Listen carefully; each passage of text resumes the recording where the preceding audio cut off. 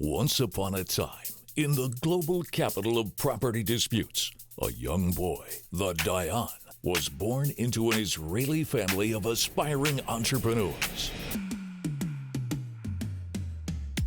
Since birth, he was trained by his brothers and showed great potential as a salesman of used cars or even electronics.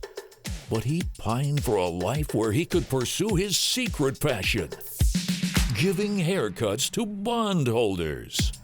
So he took his mysteriously inherited fortune, turned his back on his contested homeland, which had recently arrested him for suspected tax evasion on that purported inheritance, and hoping to legally domicile in the land of opportunity, where any dream can be achieved if you work hard enough at hiding your financial schemes. So you've never given any haircuts before? I have done the fair value blowout. I have teased the disclosures. I twist the holdco structures, make it very curly. You know how it goes. Okay, that sounds pretty basic. No. It's silky smooth. I show you in my book. Is the same scheme pulled by king of haircuts, Donald Trump. He bought Atlantic City Casino Taj Mahal in 1990 for $1.2 billion.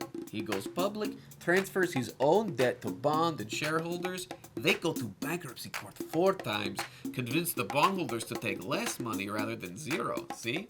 Yeah, they get the haircuts. He pays himself millions. They lose $1.5 billion. Snip. This is why he's so famous for his haircuts. And you're doing the same thing, but with office buildings in Germany. That's what I'm saying, yes. I aspire to be new Melecha of haircuts. In 2018, we shareholders transferred some office buildings, but as a loan. Or at least we claim we transferred them. Some actually in 2019, some maybe not at all. We recorded the loans at Vivion at 746 million euro. Said some building value is equity too, like we investing real money. So you're raising more and more money and no one catches on. We had one big whoopsie. I show you. Matanya Holdings Limited. That is a Cyprus company I control. Cyprus, baby! Who owns anything? In our Vivion records, that is company we had give Vivion 713 million euro loan. Bookkeepers forget to hide. And Matanya's accounts show it only gave 408 million euro. Whoops. Yes, big fucking whoops. Then asshole short seller come along and tell everybody. I want to make problem disappear, so we just put out another book, say everything fine. It's like a big comb over. It distract bondholders. Silky smooth. You can't be making whoopsies if you're gonna pull off a hardcore scam. I just don't think you have the potential. I know all about potential. I give you example. In the beginning, German properties.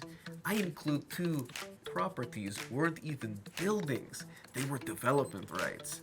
I inflated their fair value by at least double. That's about all what they could be. Potential developments. When we transfer them to Vivion, we say they were worth 85.6 million euro in 2018. Later we dispose them. But our 2019 and 2020 total disposals were for only 43 million euro. So maybe half of fair value at best. Okay, making development rights hugely overvalued, that's kind of sexy. But what about the actual buildings? Are they even nice? Let's see. Potsdamer Straße in Berlin. Oh no, honey. These are old and gross. People work here? Ugh, you couldn't pay me to take a douche in this shithole. It used to be youth center for many, many years. Very popular. Then we kicked them out. It sat empty. Now it looks even worse. But we write up the value anyway. Wow, neglecting older buildings. That is straight up elderly abuse. On paper, we neglect nothing. the old and the hideous, they need love too. Best part, we bought for only 25 million euro in 2013.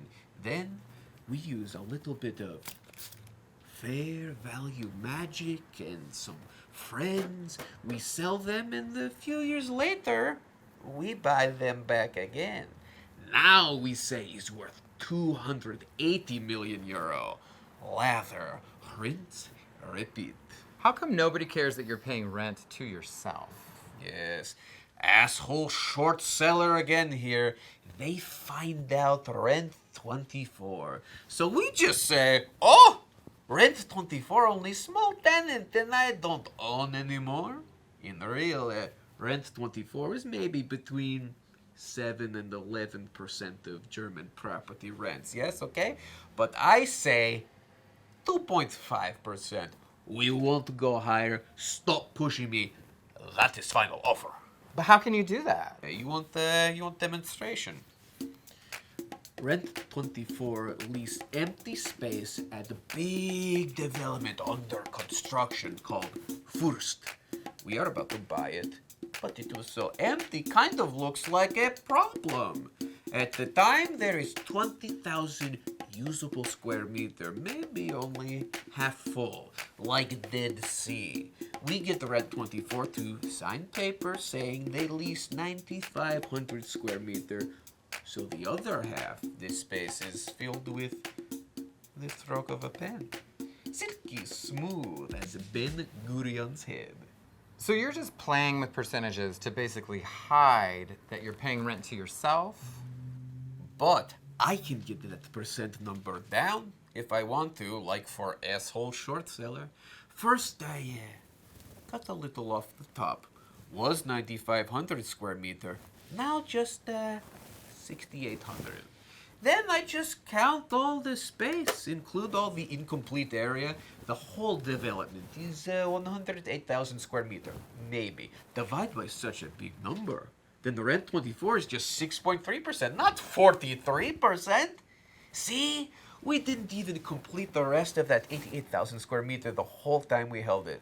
But just a little disco here, a little disco there, and there you go. So you just kind of tease the way you measure it? Yes, we just tell bondholder, oh, is market standard measurement, but is really my standard.